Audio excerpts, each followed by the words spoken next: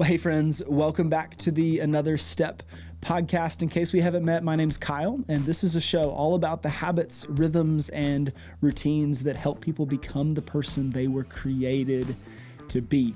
Today, you are in for a treat. Our guest is Matt Dabbs. Matt hails from Auburn, Alabama, and he spent a lot of time as a pastor in a local church, but now he leads a network of house churches and trains up other people to plant churches in their homes. As someone who works in a local church, this was a very riveting conversation to hear about the different expressions of the local church and how all of us are walking together to pursue God's work here in our local communities. Now, regardless of whether you're a part of a local church or a house church or a mega church, this conversation will stretch you and it will point you to something really beautiful, the impact that a committed community of followers of Jesus can have on that community, but also on the world around them. So I really hope you enjoy this conversation with Matt. He is a wealth of knowledge and such an incredible human being.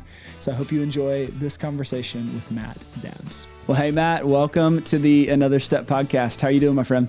I'm doing great, Kyle. Appreciate you having me on. Man, it is such a treat. You know, it's been really interesting. This is episode 16 for those who have been following along for a while. And I don't think there has been a single episode where it has been like you send one email, you get it scheduled, the next week you're recording, the next week it goes out. Everybody's schedules have just been crazy this time of year. And I think that's kind of the beauty of life and people is you get to experience this as more of a journey than just like a, hey, this is a quick interaction and we're going to move on. So I'm really grateful that you've been able to make the time to spend with us today and talk all things house church, all things formation, and I'm really excited to hear. So for our audience who may not be familiar with your story, who you are, and what you're up to, just give us a brief introduction as to who you are. Yeah. So we've been in ministry full-time since 2006, part-time. We did part-time at 2002 to 2004, getting an MDiv at Harding School of Theology. During those 4 years, like part-time ministry work at the Millington Church of Christ.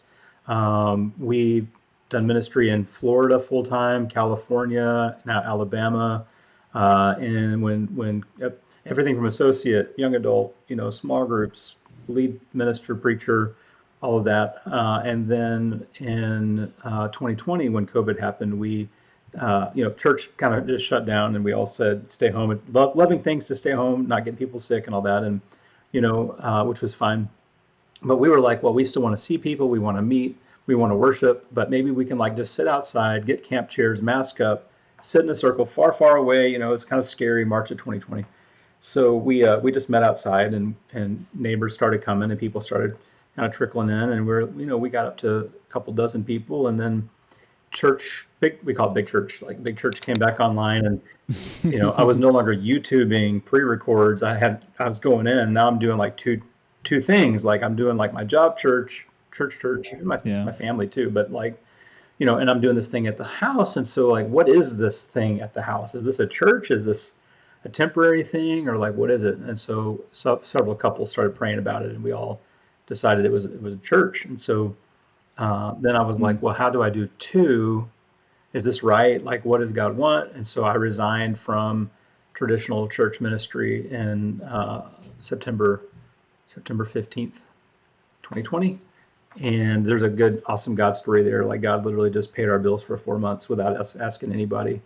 It was crazy. Checks in the mail. We didn't solicit funds. We didn't fundraise. We didn't tell a soul. Tax. It's just a long story, but God affirmed it. God's provided, and I just feel like he just showed us so much. If you just step out in faith, I'm not patting ourselves on the back. We've had failures too, but if you really feel called and you step out in faith, he'll really take care of you. And we've seen it over and over. There's so many prayers we've prayed, God, please do X, Y, and Z, or send us someone who can do this thing and meet this need. And people just show up. It's hey, I know how to such and such. We have dozens of stories like that. We prayed specifically for certain kind of people to show up and they just show up. It's wow, prayer. So our prayers got a lot deeper because we don't have much backup plan with house church. Okay, so I gotta go back to the beginning of the story. You were in ministry full time, long time, trained in it, did the whole seminary deal. I mean, you did the full 9 yards. I'm sure there are lots of crazy stories about how you go from Florida to California to Alabama, but we won't get into that here. So take me to that season of ministry just before COVID, because I can imagine that if things were not going well, then it makes the shift into something else easier. But tell me about what was ministry like that kind of 2019? How were things going at that point? That's a great question. So I feel like God was preparing us for this during those years, but we didn't really know it. So like in 2018, I was praying about discipleship, and I was like, God, I know my prayer was, I know how to make a good convert, show you the scriptures, be logical, convince you, like baptism, like the works, but it's like I don't know how to disciple anybody. Like I don't have a process, I don't have a plan. So I was like, God, if you'll just show me how to do it, I promise you I'll do it to the best of my ability, like forever, you know. And so a few months later, I was out at Pepperdine, and Bobby Harrington, who runs Renew and discipleship.org and planted Harpeth Christian in Franklin, Tennessee, and all that. Like he's in my class, and I've never met him before. I didn't really know him, but I recognized the face from Facebook or something, and I was like, I think that's Bobby Harrington. And so after the class got over, at the class I was teaching got over, he came up to me and he's like, "Do you know how to make disciples?" And I was like, well, that's funny you'd ask. Like I've been praying for a couple months, like God would send somebody to show me how to do that. And he's like, well, I need some writing done. I think you're a good writer. Like, how about this? Like you do some writing for me. I'll pay you to write, but in the process, like I'll teach you discipleship. Like I'll mentor you in that. So I'm like, I'm going to get paid to learn. Like that's not what I was expecting, right? Like people pay you to learn. And so I was like, man, thank you, Lord. And then I was like, oh, no, if I learn it, I got to do it, right? So he started teaching me some things, getting me to read a bunch of different things that were so pivotal. And I'm prepping up for I'm trying to walk into your question here. So I got into a learning community with Shadonke Johnson, who's in Sierra Leone, Global Harvest Ministries. That ministry has gone from like 100 to like 900,000 in like 10 years or something. Wow. And he's just telling these crazy stories that I've like read about in books. And I'm like, he's just right there, like 12, 15 of us and him, and for like a couple of days, all day. And I'm just soaking it up. I'm like, just simple, reproducible discipleship, Jesus style discipleship, ordinary people like planting churches, making disciples, reproducing to like 8, 9 generations because you disciple them, but you do it Jesus style, reproducible, and they disciple because it's so simple. Because it's done so simply in Jesus style, like it just is so easy to reproduce. So like I'm just so inspired. But then I'm coming back to my church context going like, how does this plug into that? And so I started some discipling groups in the church and using Discovery Bible Study, and that went pretty well. But my eldership didn't quite understand. Like I was trying to, and I probably didn't do a very good job like bridging that gap at the time. There were some things I couldn't see in myself at that time that I can see now that were some of my weaknesses. So I was kind of getting like a little frustrated, I think, at that time, because like the fit was deteriorating because like my vision and what I was seeing and hoping for just didn't like align with the traditional model. But I didn't really understand. Like I didn't know COVID was coming. Like I didn't know any of that. So now I've got discipleship groups going and they're like working, but no fault of their own. Like they're wanting me to do like the traditional thing they've always asked everybody to do. And now they're like, what is this? And how does this fit with that? And when are you going to start teaching a regular Bible class again? Because you're the preacher and like, all the standard stuff. And that's not wrong or bad. It's just what they know. And that's kind of what I had known. So, I just feel like in that season, like there was like some discontent growing and for me and for them, I think too, like, I think it was a mutual discontent. I think they were getting kind of agitated with me a bit. And I love them, and I wish I had nurtured those relationships better. Like if I had one thing to do over, like I would have nurtured those relationships better. But I do think it all was pointing us to something. Like I'm not regretting it or anything necessarily. Like God used them and me to like get us here, kind of thing, right? So it was all for the good, and there's no like no negativity about it. I'm more like describing more so than like criticizing. That makes sense. Sure. So some seeds had been planted. There had already been some movement happening in your own heart, probably not even having any clue of what this could be. And then 2020 hits, the world shuts down, things go crazy.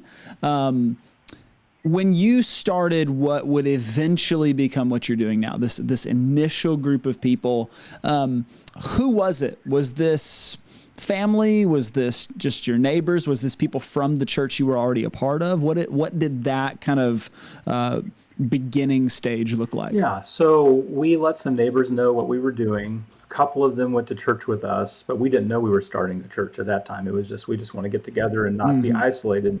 Sure. And so then we had some other neighbors coming. We had some people who had kind of fallen off the church scene coming. And so we just really felt like it was a mission to our neighborhood. At that time, we had started prayer walking the neighborhood like once a month and just trying to interact with people outside where it was safe, pray with people. Like that's pivotal. Prayer walking is pivotal to any ministry, I feel like, any church. And basically just walking around, finding people to talk to. And hey, we love our neighborhood. We love our community. Like, how are you doing? We're praying for our neighborhood, and like any needs that you see, or what's going on with you. And then people start opening up, and so we're just trying to like get people to come out of that. And that doesn't always produce like a lot of like numerical fruit, but I feel like we did a lot of good with that, and we did get some fruit from that, but not like mass conversion or anything like that from prayer walking. Sure. And so yeah, it was a good mix of people. We don't have any family in town. And then when we stopped with Big Church, I told the elders that we're not going to purposely draw people away from where we were. We're not going to be divisive or like, but I also said, but if they come and they're curious and want to look at it and see it, I'm not going to tell them no, but I will send them back to you if they have a problem and say, please resolve your issues. If there's issues, so yeah, it's a mix. Yeah. Okay. Now, working through that season, and you're making the eventual decision, like, all right, hey, we're gonna do this full time now. You already kind of hinted at there were some huge God things that happened. Finances coming through, all of that kind of thing. But tell me what were the emotions? What were the feelings that you were going through as you're making that shift? Because for a lot of people, myself included, there are moments where you're like, I know that I'm called to something. Like this feels like God is moving in it. I've seen some fruit from it, that kind of deal. And I know that this could be something in the future. Like I like where it's going. And yet there's still something behind you that's like, you should stay. Like, because it's safer, or like there's a consistent paycheck or whatever. Like, what were some of those emotions like for you as you're trying to discern if you're going to do this thing full time? Yeah, so that's a great question. So what grounded us was prayer is the strategy, and fasting, regular weekly fasting, like on a rhythm, which then over months put our hearts at rest and peace to feel like we were like close to God, or like relying on God, depending on God. So it's just a different operating system started to form that kind of it deepened our faith and gave us confidence. Like, and we still have doubts. We still have like seasons of like being down or like a little depressed or like frustrated or whatever, like different things, or confused. I would say that was a huge one, like confusion, like, how is it supposed to be, and how's this looking, and where's it going, and can we do this, and like, can it reproduce, and just all these fears, or a lot of confusion, fogginess. It felt like vocational fogginess, especially coming out of like full-time traditional ministry to do this, because it's just so different, that it was kind of like no one's really shown me quite how to do this. So the only thing I really know to do is do it with others in community, and pray relentlessly, fasting rhythm, double down on God, pray about everything. So like what you notice when you pray about everything is that, not that you can do that, but a lot of things, that you've prayed so specifically about so many things that when this stuff starts happening, you're like, we prayed about that. We prayed about that. We prayed about that. It's like our kids are seeing this too. And like, Sunday morning, we're talking lots of God stories on Sunday, like lots of testimony, because we've prayed Mm, all together. We can talk about that, but we've just prayed together as a church body about so many things that then we're talking about like God yeah. did this and God did that. And our kids are like, yeah, God does Mm, this and that and the other. And so it's a different operating system. It's like, how do you, instead of being in charge and being in control, it's more like saying, well, it's his church and he's sovereign and he has all the power and he has all the knowledge. And so hand it back over to him, ask him to do his thing and mm, ask him to show us what to do. And then we'll follow along his lead. So like once we've kind of made that turn, that helped a lot to be like, well, yeah. if this thing just, we do our best and we're faithful and it falls into the ground, like it's God's anyway. Like he gives it, he takes it away. So like, Yeah. let's not stress about it. Let's just be Mm. faithful, if that makes sense. Yeah, no, totally, totally.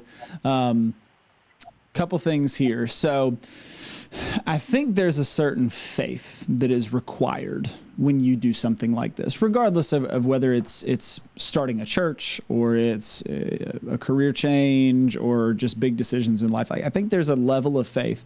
And I love that you don't go to mindset. You don't go to like, well, we stockpile. We just tried, we tried to use all of the conventional wisdom that we could. The first two things that you mentioned were prayer and fasting, which for many people, they're like, all right, well, yeah, I'll pray. That's a good idea, I think. But fasting may not be their first step. And you mentioned two things. First, you said we prayed specific prayers. I had a friend of mine, his name's Jason. He's another Christian YouTuber on, I don't remember what episode it was, but one of the things that he said, because he's really, really big into prayer, he said, I don't want to dishonor God with vague prayers, because then if I just pray like, God, would you just be with me today, or would you be with them, or whatever, like, then if that person has a good day, they don't have to give God credit for it. It could have just been like, yeah, things went fine and I made a good decision here or whatever. Yeah. But he said, when you start praying for specific things like, God, we've got this bill and it's this much money. Would you come through here? Or I've got this situation and this is the outcome that I'm asking for. Then when it happens, there's no other way but to say, God did that. So I love there. So So many what do you stories right there. do? Oh yeah, I'm sure. I mean, go to the like God started doing crazy financial things for you when you didn't have a full-time employment. I mean, there's that kind of thing. And I want to get to that testimony piece because you talked about testimony in your worship gathering. So I want to make sure we circle back to that in a moment. But I want to double on this fasting thing. So we were talking about the audience of this podcast a little bit ago, and even for many of the folks who are listening to this, who would say, yep, I've been following Jesus for any length of time. In my experience, fasting is not like the first thing that they're like, yeah, I'm going to do that regularly. Like I'm going to stop eating and spend time praying instead. Just, it's not common. What's been the fruit? What's been your experience when you begin to pair prayer and fasting together? How has that contributed to the work that you've been able to do in your faith? So like you're saying, we have like these conceptions about fasting, and just if I can spend 20 seconds and then kind of come back to what you're asking. So, I was always the impression like fasting means I'm being serious, or like if I really want an answer, or always clarity, like, God, what do you want? I'm at a crossroads. Okay, I'm going to fast for a meal or a day or something. And Yeah. then Shadonke asked me, "Are you fasting regularly?" I'm like, "No." And then like within a week, Bobby was like, "Are you fasting regularly?" And I'm like, "No." And I think there was just those two, but I'm like, I'm not smart, but two people in a row, Yeah. like I feel like maybe I'm supposed to do that, right? And so the encouragement was do it on a regular rhythm, so it becomes a habit, it becomes a culture. It changes your inner culture to man does not live by bread alone, but by every word that comes from the mouth of God. Jesus says that when the bridegroom is here, they don't fast, they feast. But when the bridegroom leaves, then they're going to fast. He's like, well, the bridegroom left. Yeah. So it's like, it sounds like we're supposed to be fasting, right? Not a direct command, but he sure implies like we should be fasting. I feel like if you're healthy enough to do it. So what that does is it puts your heart and your physicality into a posture of dependence. in reliance. So you're like, God is most important. I'm physically prioritizing, like that physical prioritization leads to like a spiritual prioritization, right? Like I'm putting Yeah. God ahead of Yeah. food. And man, am I hungry? Yeah. Like I'm hungry, but like Yep. when those hunger pains rumble, it's like God's first, God's most. I need him more. Yep. Like if he doesn't come Yeah. through, I'm in trouble. And the thing with me, Yeah. for me, was in traditional church, we always had like backup funds, rainy day funds. If something went south, you probably got severance for 5 months or like you always felt like it's pretty much going to be okay. Like, and Yeah. so we go into meetings that way, leadership meetings that way. I've never seen a traditional eldership meeting be like, hey, stop. We don't know what we're doing. We're going to stop and pray about it. We're going to wait till God gives us Yeah. an answer. Like, what are we doing? Yeah. We don't know what we're doing. Like, and me too. Like I've entered every elders meeting in Yeah. my history I've ever entered. Like I'm an expert. They're experts. Like we're going to just expert this thing out by our intuition. And by the end Yeah. of this meeting, we got 5 agenda items. We're going to have 5 answers. And I'm like so over that. I'm like, at this point, I'm like, you know what? God doesn't bring answers that quickly. He works in process over time, and fasting works in process over time. So what you find is that like when you first start, it's not a rhythm until you repeat it, right? And so say like you pick Tuesday breakfast, and you're like, I'm not going to eat Tuesday breakfast anymore, but like I'm going to spend more time in prayer. And when I get hungry, I'll pray. So then like you do that for 6 weeks. And then you're like, okay, I'm going to add lunch. So now it's Tuesday breakfast and lunch. And now I'm not eating from, I eat Monday dinner, I eat Tuesday dinner. And what you find is that as that time progresses and that consistency, the peace grows. So at first you're like, you know what? I feel like really at peace on Tuesdays, like when I fast in the morning like that. And then later you're like, I feel like it's starting to bleed into Wednesday. And then like a few months, 6 months in, you're like, Thursday, Friday, man, I'm at a good place spiritually. Like my heart's at ease. Like I'm not saying things are great. Like stuff's happening still, Yeah. but like where I'm at, like I just feel so much more connected. I feel so much more trusting. Yeah. Like I'm not in charge. Like the pressure's off, right? And so it just kind of changes your heart culture a bit when you do that consistently, rather than just like a couple times in your life when something big comes up and you just kind of go to it, which is not wrong. Right. Yeah. Yeah. And isn't it interesting that like I think it's in the Didache or some one of these ancient writings, it talks about how like all followers of Jesus fasted every Wednesday and Friday. And now it's like, we're not going to do that. And I think it was John Wesley, or one of the Wesley brothers, that was writing about men who wanted to go into the ministry. And he said something to the effect of like, these men don't even like, they don't pray, they don't fast twice a week. God, they hardly even fast twice a month. And for most of us, we're like, fast twice a month? What are you talking about? But in my own experience, it's exactly what you're talking about. It is the aggregate of the consistent coming back to it on a regular basis. It's all, and I'm to the point now where I'm starting to think about it earlier. Like I know that I fast on Wednesdays. So now I'm starting to think about it on Tuesday. Like, okay, I know tomorrow is a day of fasting for me. So what do I need to do now to prepare for that? And sure, like my flesh is like, all right, eat a really big dinner Tuesday night. Like, my flesh is trying to get me to do that kind of stuff. But on the flip side, it's almost as if the Spirit is like, okay, how can you prepare for what God might do in that day of fasting, and then continue out further from there? Like, what might God be doing there? But I love what you said about how like, okay, now the peace that I experience Tuesday morning when I'm fasting, it starts to bleed into the rest. And it doesn't mean that life got simpler just because you started fasting. It's not like God looked at you and said, oh, good job, you finally did it. Like, now I'm going to make things simpler.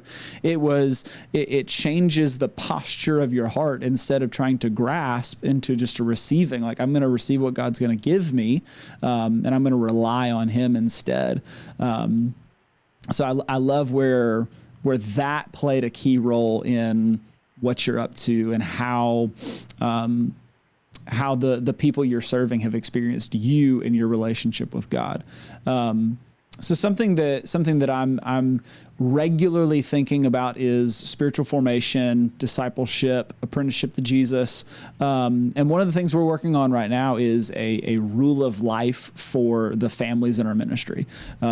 People who aren't familiar, there's been a ton of work. We'll link some stuff in the show notes where you can go check that out. But basically, it's a series, a schedule of practices and rhythms that you engage in so that you can move forward in your growth with the Lord. And one of these things has been prayer. It's foundational. We've got a daily prayer rhythm. For some of us, we are committing to fasting and things like that. But I just wonder when we start to talk about your house church, when we start to talk about the rhythms that you guys are a part of, is there anything like that that you've incorporated into the life of your church? Yeah, for sure. And I love the rhythm of life. And then Shadon K. Johnson has 15 prayer prompts for mission. And then there was another list. I can send these to you if you want to put them out, where, and there's a missionary who I don't know if I can say his name, but because where he's at, but he had the 7 barriers to multiplication and church, growth of the kingdom. And so praying against the barriers, praying for the mission. Jesus, there's very few things Jesus told us to pray about, but one of the ones was to send out workers into the harvest field, right? He says, pray that, really seriously, do that. So what we've done is we incorporated some rhythms into our worship gatherings that are kind of different. So the things that are consistent every week is prayer, communion, and a lesson. We never take up an offering. The only reason we take up an offering is that we have a special need and we're like, hey, we're collecting for such and such. Even then, we'd never pass a basket. People would just hand us money or Venmo us or whatever, or put it in the church online giving. Because when you come into a living room, we're mostly outside, but sometimes we're inside. But I don't invite you into my backyard to pass a plate and ask you for money. That makes inviting your neighbor kind of weird, when you live across the street kind of thing. So the rhythm. So first Sunday is prayer Sunday. First Sunday of the month, every month. We've done this for, 2 years or something. So every month, and our kids are part of most of what we do, we say everything we do, we start in prayer. When we start a month, we start in prayer. When you start something in your household or in your life or during your day, start in prayer. It's just a principle. We're living out the principles. So we pray about all kinds of stuff. And if there's someone going through something tough, we'll gather around them, lay our hands on them, just as a group, just huddle around them and love on them and pray for them. And just whoever wants to pray. And then I'll have a list of things to pray about. I kind of just MC, I guess you'd say, just kind of get up and orchestrate, kind of lead through some prayer prompts. And I'll say, well, here's a couple things. Anybody want to pray for that? And someone's like, well, what about this other person who, this young person that passed away a while back, or someone's going through court struggles or whatever it is. So we spend basically the whole time in prayer, and I'll do a short lesson that's prayer connected. So we always have teaching from Scripture every week, and then communion every week. So we start in prayer, and sometimes we'll sing, but not always on the first Sunday, which we need to probably make sure we incorporate sing each week, because there's something to singing that's just real special, and I think we miss something when we don't. So then second and third Sundays are full-on worship Sunday. We have a worship team, really talented people who lead that, and that can be people from 7 to 70, from grandkids all the way up to granddad. And so we incorporate our kids as best we can. So because we want them to know this is yours. You're not separate from everything else that we're trying to do. We don't want you to hit 18 and try to get into the church. This is yours. So second and third full on, it's kind of scaled Sunday morning big church into small church, which won't work for every house church because there may not be the people equipped for it, or it's a lot of extra logistics to do that, which is why we only do it twice a month. We started at 4 times a month, and it's you can't scale big church into small church 4 times a month because you'll burn out. And so then the fourth Sunday we call potluck worship. And so 1 Corinthians 14:26, he says, when you gather, each one of you brings a song or a hymn or this or that.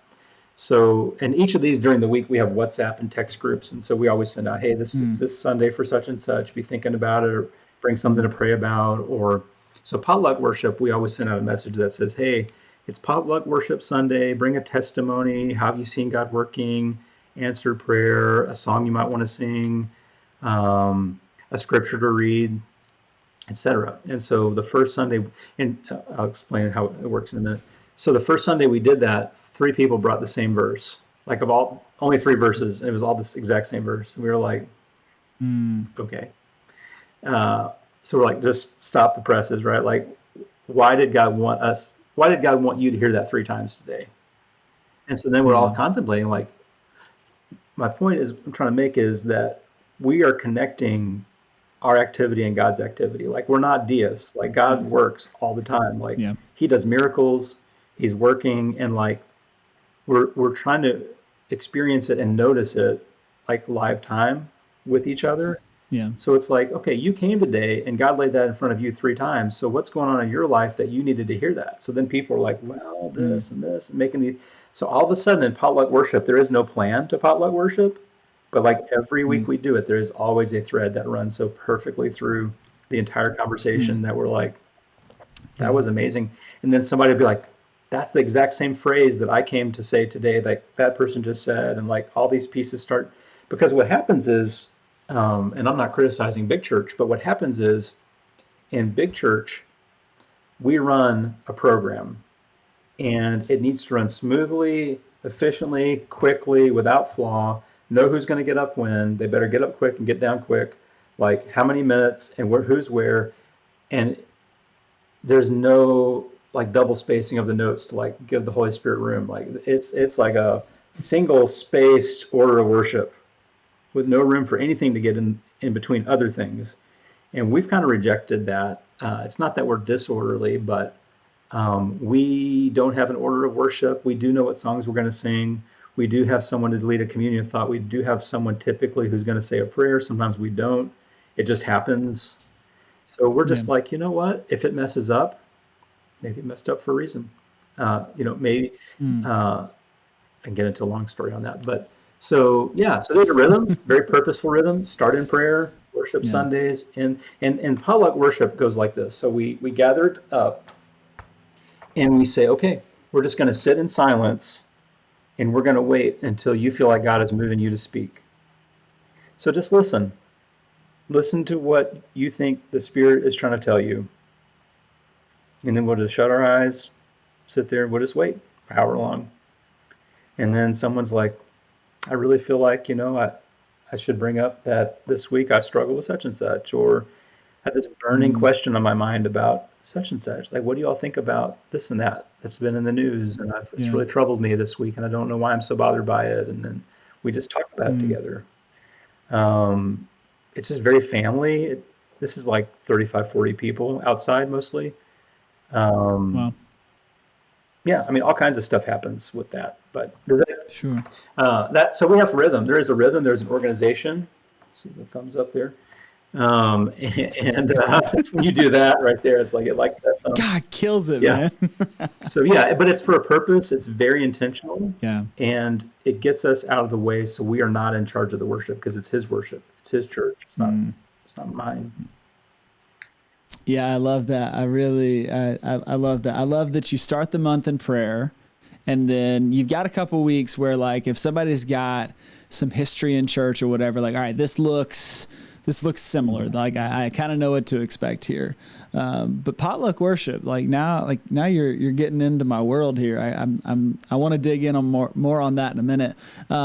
So we've got your Sundays. What are the other 6 days of the week look like for the life of your church? Yeah, so we're all very connected. So that's very organic. We don't have really programs. The only thing like a program, we do have someone who, like one of our young adults will take the kids. We do a Awana discipleship curriculum. Sure. So we do that twice a month. And then other 2 Sundays, we just decide, like, if there's another parent who wants to teach, or sometimes we just let the kids do what they want to do.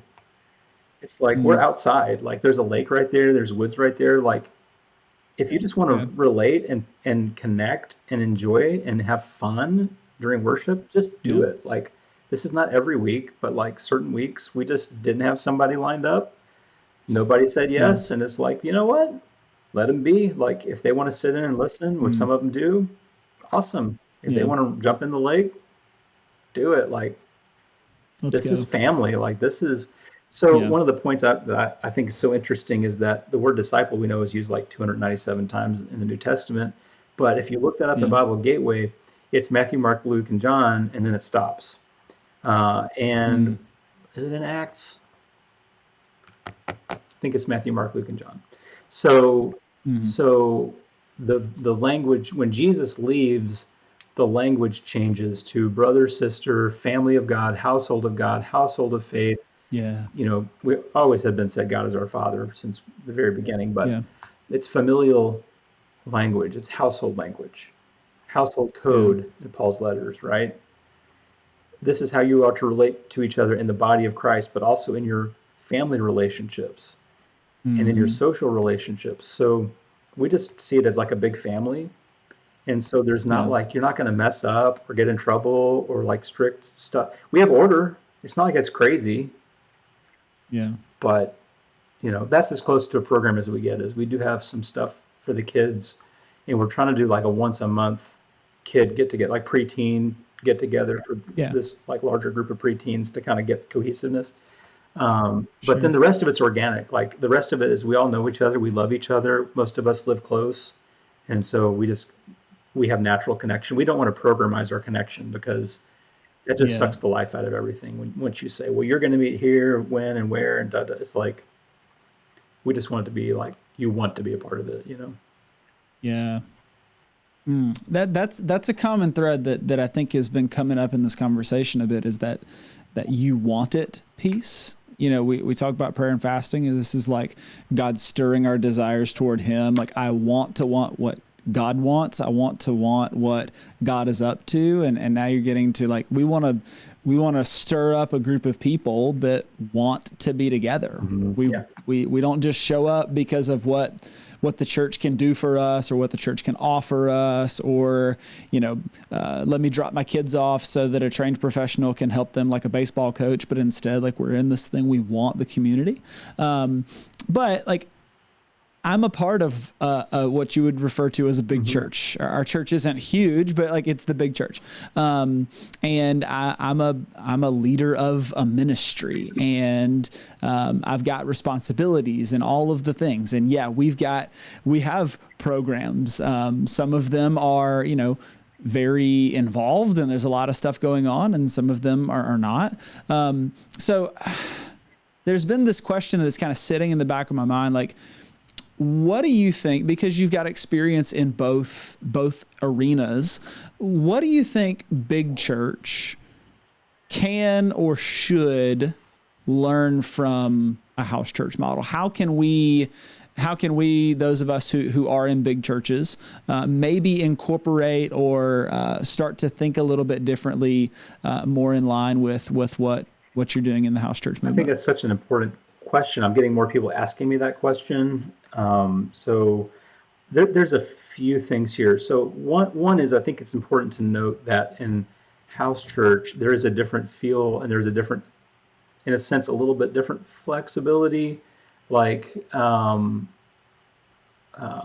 for instance, you know, there's differences on like women's roles, and what can a woman, well, we all agree women can sing, you know, can they pass a collection plate? Can they say a prayer out loud? Could they do welcome and announcements? Like, there's different people at different places on that.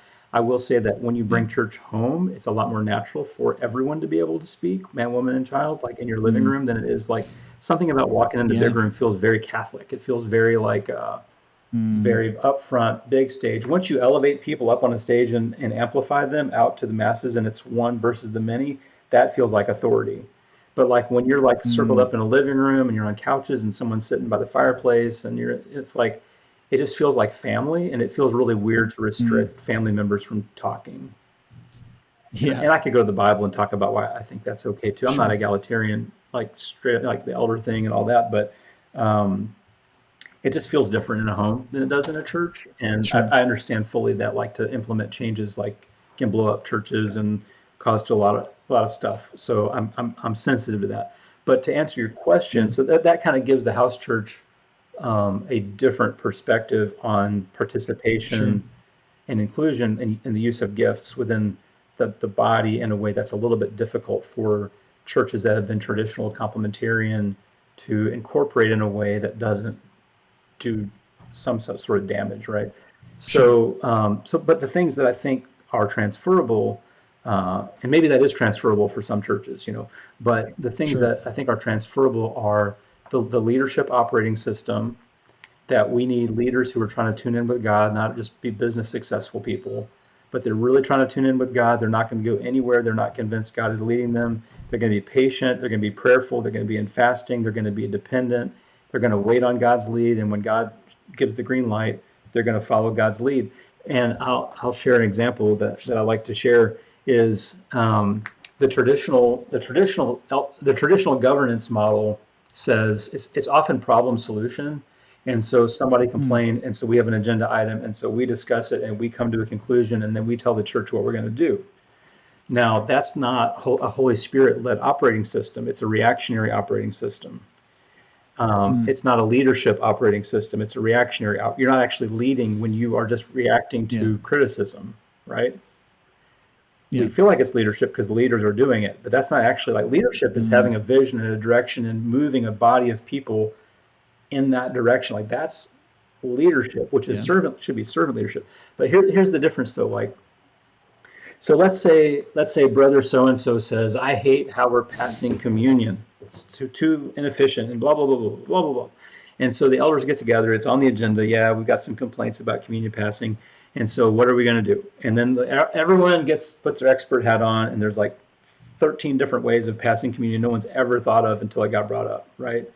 And then everyone thinks about it. We're like, well, I like the way that Joe said it best. We're going to come from the back and and this and that and the other. And then it's like, okay, we got a decision. And then you go to the church and you say, we decided to change the way we're going to pass communion because Okay, that literally took 30 minutes to figure out, okay, out of a whole agenda in a meeting. There's been no prayer about it. There's been no like waiting or discernment of what does God want with this. And you can make up any issue, right? Okay, now let's flip the script. Now you've got an eldership that says, we're going to look at the way we're doing the things we're doing, everything we're doing, and we're just going to pray about it. God, is this really the best way to do these things? And we're going to get back in the scriptures. We're going to talk about it. We're going to pray about it. It might take a few months even. But once we get clarity that either we're doing certain things the way we keep doing them that way, or maybe there's some adjustments we need to make. But we're gonna do our due diligence, fast, pray, ask God, please show us what to do. Like we know you can show us. We trust you can show us. Like if there's anything you want different, make it your way. We're getting out of the way, Lord. Just make it clear to us. Then what happens is people start these little building blocks start coming in of answers. Boop, boop, boop, boop, boop. And it's like people in the church start saying things, stuff gets said at home, the elders keep meeting and talking and sharing, like this is what I'm experiencing, this is what's happened this week. And what happens is you get testimonies. You have a story now, like, so that if you were to go to the church and say, hey, we're making some adjustments here, but I want to explain why we're making these adjustments. And if you remember, we asked you to pray about this 2-3 months ago, and we've been working on this, and we want you to know what's happened. This happened and this happened, and we prayed about this, and this person came along. It's a testimony. And I'm driving a point here. And the point is, okay, you lay that out to the church, and then Brother Steve comes up and says, well, I can't believe that we're going to change the such and such. Okay, Steve, we're not going to another meeting over it, and we're not going to react to what I wouldn't say this out loud, but it's like, you must not have heard the story. Maybe you don't understand, like, this is what's happened. Like, because instead of leading from reaction, you're leading from conviction, you're leading from dependence, you're leading from surrender, you're not leading from control and authority and like all of that fleshliness, right? You're coming from below. And anyone who's going to be like, that's terrible, you know what, just leave them alone, don't worry about it, stop reacting. Does it make like that? That's kind of where I'm at. Is I Yeah. feel like the Yeah. different operating system is like it's going to be slower.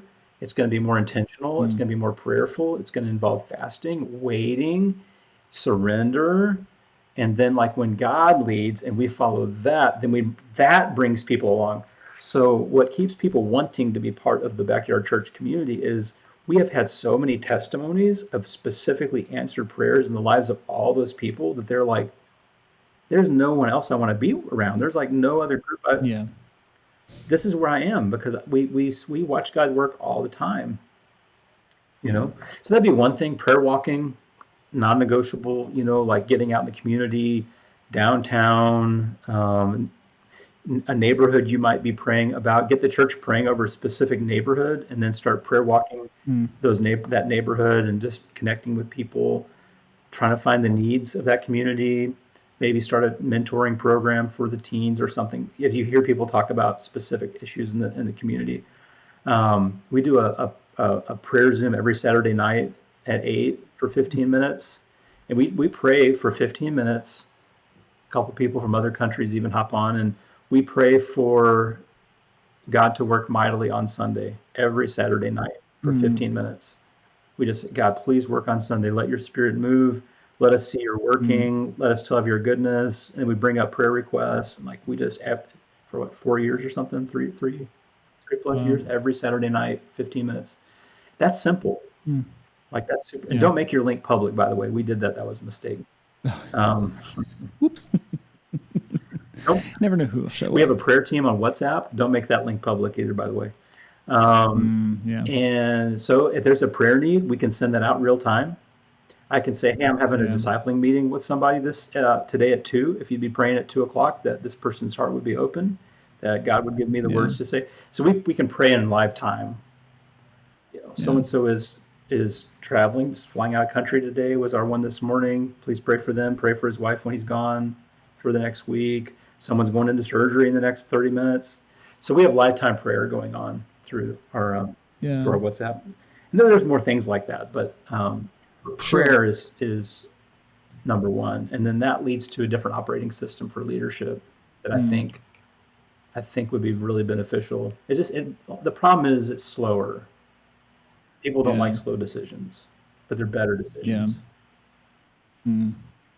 Do you think that right there is a what's the word? Sometimes that feels like an insurmountable challenge to get particularly leaders, and I'm pointing the finger at myself because there are so many instances where I want to like snap my fingers and make something happen. I've done the research on my own part. I've done I've read the book. I've gone to the conference or let's implement something. Let's make a thing happen. Do you think it's insurmountable or unnecessarily challenging to get leaders to buy into a slower, prayerful way of leadership? Well, in independent churches, we have no what's the word, implementation. What's the word? We have no way to force anyone to implement anything, Sure. right?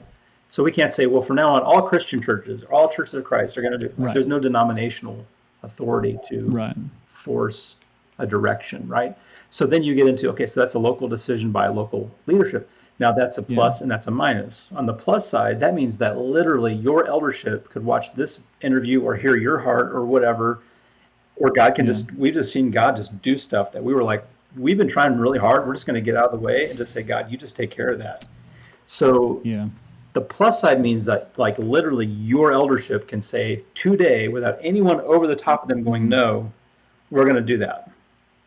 That's the beauty of the independent side. The difficulty of the independent side is there's no consistency across. Like if you have the very best of practices, you can only get you to do it. Like you can't. And that's not all bad, but it just means it's not going to be uniformly good, Right. Yeah, no, I think there's hope in that though. And that's why I think like churches of Christ have a very potentially vibrant future is that we are able to turn on a dime if we're willing, and there's no one can tell us no. Yeah. So you've done a lot of work. But before you guys started Backyard Church, how long had you been in ministry total? Total about 18 years, full time, 14 years. Okay. So you've been in ministry for over 20 years now in a variety of contexts, young adult, small group, preaching, the whole 9 yards.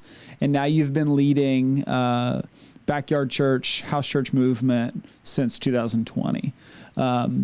When you look at the church at large, when you look at the church around the world, I mean, it doesn't take very long to see that there is something happening. It seems like God is up to something. You look on college campuses, you look in places. You talked about how I watched a video of yours recently. You talked about how you'd been in Canada. There are some things happening in areas of the world and areas of our country that you would not expect them to be happening. I mean, I see some of the most committed disciples of Jesus in some of the most secular cities. And yet they are like ridiculously passionate for living in the way of Jesus, a countercultural kind of lifestyle. All of that to say,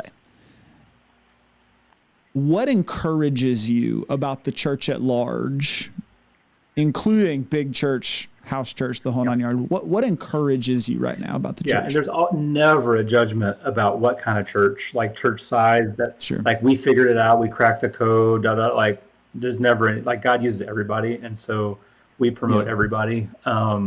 So Wolfgang Simpson, who wrote the House Church book and Houses That Changed the World, two really good little books, he said in an interview on YouTube somewhere that he said, I've been following revivals for like decades. Like one would pop up, he would travel and go see it. It's all over the world. And he said, revivals never start in church. Revivals start in fields. Revivals start in barns. Revivals start in jails. Revivals start in streets. Revivals die in church. Because what happens is it starts out there on the margins, and then we bring it into the church, and then we try to brand it and control it and leverage it to benefit our game, and then it just kills all the life out of it. So I'm encouraged that I'm seeing movement in different places. We had in Auburn 200 students baptized here in Auburn. I forget what month that was. And when that happened, we had a God moment with that, because we had no connection with what happened. And so I was like, well, who's going to disciple these students? And I reached out to the organizers of the event. I didn't hear back for a little bit. And so we were like, wait a minute. Like, don't we believe God can do anything? Why don't we just ask God to connect us with these students? Isn't he better than Facebook Messenger? Yeah. And so we prayed about it. We were like, okay, God, if you want us to connect with these students, just connect us with the students. We want to disciple them, whatever. And so that second church we planted, the first church meets typically outside. Right now, since winter, it's been meeting inside, but meets outside. It needs to be coming back out. But that next Sunday, after we prayed that, this young lady comes walking by with her dog, and she's like, hey, what are y'all doing? You're like, oh, we would call it Bible study and prayer. We were not saying we're starting a church right here at first. We just Bible study and prayer, and then we get people like connected and all that. And then eventually we've had the conversation, what is a church and what makes us not one? And then we talk about being a church, and then we start doing the other things we need to do. So at that time, we're like, yeah, Bible study and prayer. And she's like, oh, I just got baptized over at Auburn. I need that. And we're like, yeah, come on. And so we're like, what? And so she starts coming, and then she missed like 2 weeks. And the second week we were like, hey, anybody seen her? Because this is like a little apartment area that we're doing the second church in. Hadn't seen her in a while. So we're like, you know what? God brought her to us. We're going to ask God to bring her back. So we're like, okay, let's just pray about it. God, if you just bring her back. 15 minutes later, she comes walking up. She's like, I've been thinking about you all day. I've been missing this. I'm back. We're like, we all looked at each other. We were like, whoa. We're like, hey, you need to know what Come this on. happened. So like when God stuff Come happens, we just on. tell people like, you need to know what has happened. So I mean, Yeah. that's there's so many stories. Oh, that's so great. That is so great. You know, I was reading Acts the other day, and I don't even remember who said it, but there's this line. It's an encouragement to go out, and he says, go tell people about this new life." And I have found that testimony and story is usually the most compelling witness to what following Jesus is all about. In a world that increasingly feels more hostile, in a world that seems to place a lower and lower value on objective truth and anything, man, if I can tell you a story like that one and just be like, that's the tip of the Oh iceberg. yeah, Like I've got story after story yeah, after story. That's yeah. compelling. Like that's the kind of stuff that I'm like, I want in on that. We've had dreams come And I true, believe like God's blessing straight stuff. dreams Come come on. true. God show you something in a dream. It happens like that week or that next day. We've seen Mm, people be healed, like pray for people that like are healed. No, well, we one of our mission teams put their hands on somebody who got her sight back. We had somebody who had an eye problem. Who it's a long story, but can I count 1 minute on it? This guy comes to paint our house, and we get to talking. And I'm a do-it-yourselfer, like paint all the low areas, but like this over yeah. here, we have like a high ceiling, and so he came to paint these Mm-hmm. high ceilings. And so we're talking. He's like, "Yeah, I used to go to this church." I'm like, "Oh, that's the church I preached at." He's like, "Really?" He's like, "Well, I'm not. I don't really believe anymore, and all this. Like, I don't really have any interest." I'm like, "Okay." And so Mm, I didn't get to pay him. He left without getting paid. He left in a hurry. So I text him on a Friday, and I'm like, "Hey," his name's Chris. I'm like, "Hey, Chris, uh, when can I pay you?" And he's like, "Well, I was going to come get it today, but my eye's messed up." He's like, "I have a fever blister in my eye." And I'm like, "Oh, I never. That's new." And he's like, "I went to the doctor, and they told me it'd be 7 days of intense pain." It's like, "Oh." And then I'm like, wait a minute, wait. Like, I firmly believe that if God's going to heal somebody, it's going to be in relation to helping them come to faith, like not just to show mm, off. So I was like, "Hey, yeah. Chris," I get my phone. I'm like, "Hey, Chris, our prayer team is going to pray for your immediate healing." Okay. He's like, "Okay." And so that's Friday night. So he texts me over the weekend. He's like, "Hey, I'm going to come Monday and get that check." So he comes Monday. He walks in. He looks perfect. I'm like, "What happened with your eye? It looks good." He's like, "Yeah, you texted me Friday night. I went to bed. I woke up 100%." And I was like, "I thought the doctor said 7 days." He's like, "Yeah." And I'm like, "So you know what happened, right?" And he's like, "Yeah." And then I'm like, "So, okay. You're always welcome back, right?" And he's like, "Yeah, I Mm, know." And that was, I don't know, 8 months ago. He still hadn't come. I don't know. But every man. about once a month, I'll text him. I'm like, "Dude, we love you. Like, we want you around. Mm, Just checking in. You okay?" He just got to know yeah.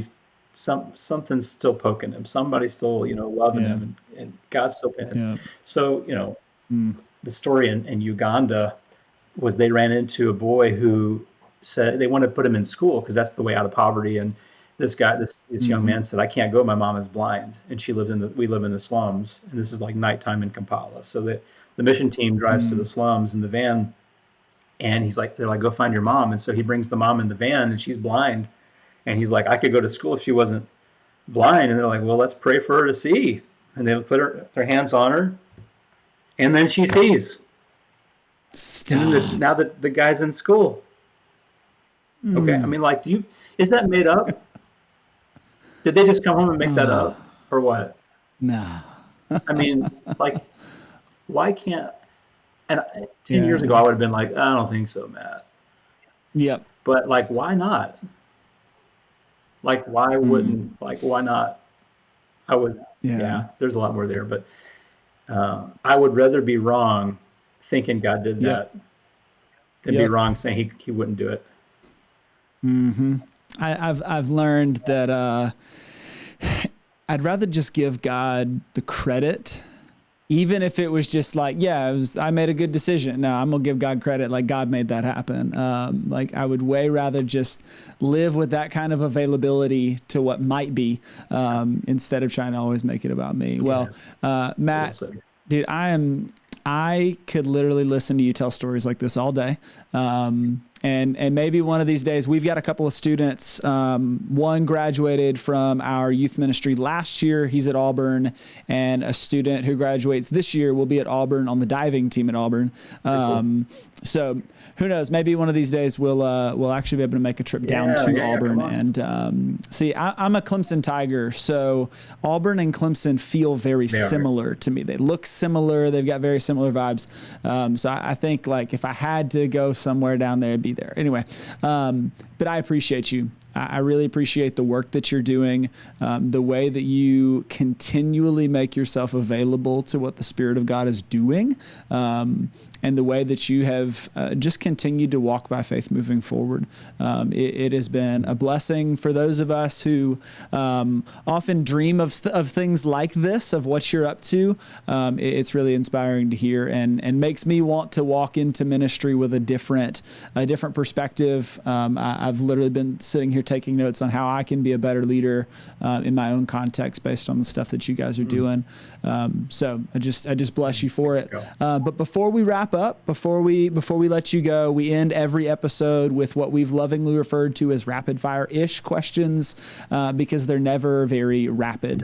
So I just want to kind of work through these. We're going to close things out this way, and then we'll make sure everybody can find you online and all the things. So very quickly, first question, what is one book that you think everybody should read? Master Plan of Evangelism, Robert Coleman. And if you don't want to buy it, just go to discipleship.org and download Revisiting the Master Plan of Evangelism for free. Sweet. Yeah, that's a good book. Okay, and we're going to link everything in the description of this video and in the show notes of the podcast, so people can make sure that they can find it. Yeah. Okay. If you want miracles, read Miraculous Movements, Father Glorified, those books. You want miracle stories? Yep. All right. What is one movie that you think everybody should watch? I struggle with that question every time, and I don't have a good answer for it.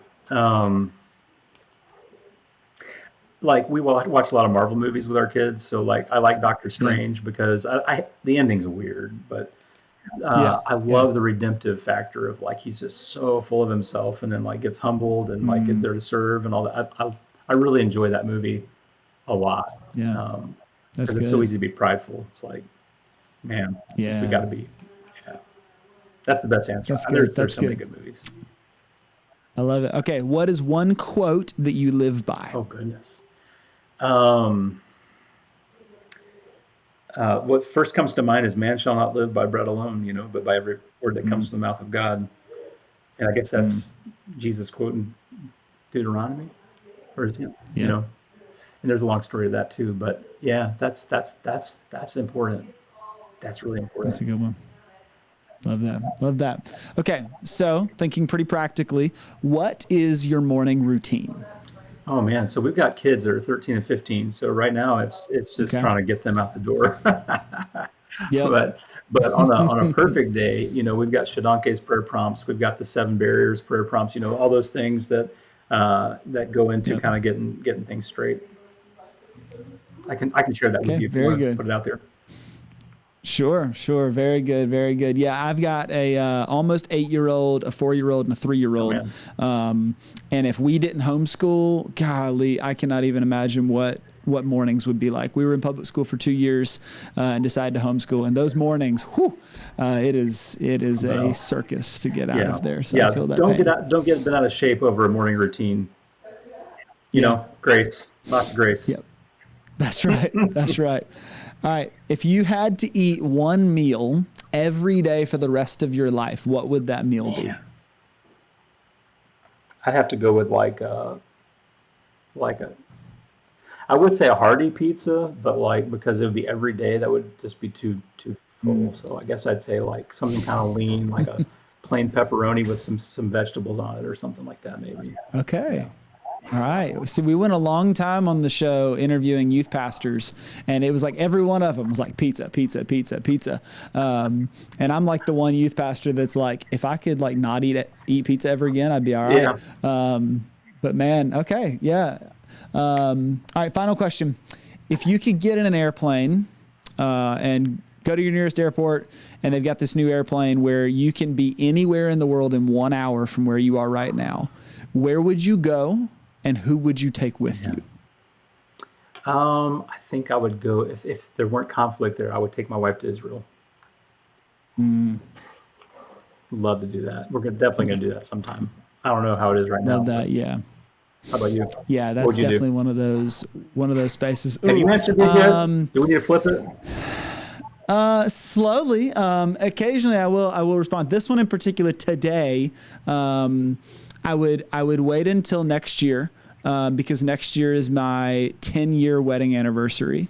And I would take my wife to New York City, because that's where she's already told me, like, we have to go to New York City. So I said, okay, that's where I would go. And I've never been. She has in high school. So I'd take her to New York. We went there for my wife's 40th birthday, and I thought I would hate it. Not that I mean, it's my wife. Sure. I enjoy being with my wife, but like just as far as New York City, I was like, I'm not going to like. I loved it. I have heard from people who, what was it? I think I heard John Tyson talk about it, because he's lived in New York City for over 20 years now, and he basically says like once, like, if you're the kind of person where like if New York is for you, nowhere else is good enough. And I'm like, okay, see, I've always been like I need to see the stars. I need quiet. So that, like, a lot of the loud and hustle and that kind of thing is my hesitation. And yet there's a lot of history. There's a lot of like that side of thing that I feel very fired up about, that I think would be exciting. Yeah. So we're going to try to make it happen. If by some kind of, financial miracle comes through, because New York City is just insane. Oh, that's a good idea. I've looked at Costco. Hilton Garden Inn near Times Square. It was very reasonable, but that was a couple years ago. I will take that into consideration. We are making these travel plans. Well, Matt, thank you again for joining us on the episode today. It has been a real blessing to sit and to hear from you and to talk with you about everything that you're up to. So if our listeners, if our viewers are interested in following along, because you referenced you've got a YouTube channel and things, where can people find you? Yeah, so it's called Revolution of Ordinaries at YouTube. So if you just look that up, or look up Matt Dabbs on YouTube, you'll find the channel.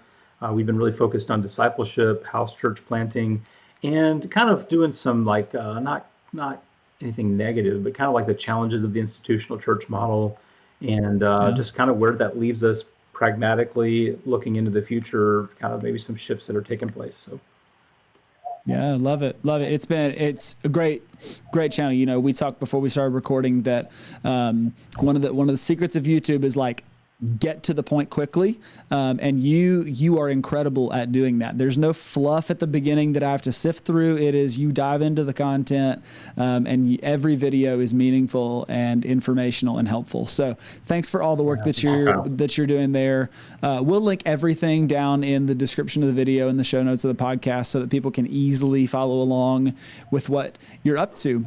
So if you've been watching this, or you've been listening and you've made it to this point, man, we appreciate you making the committed effort to staying on with us for a little bit over an hour.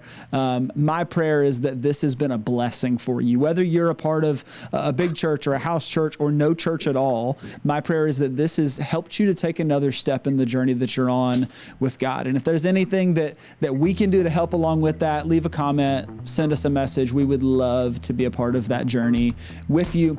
So we ask that you do all of the basic YouTube things. If you'll click the like button, it really does help.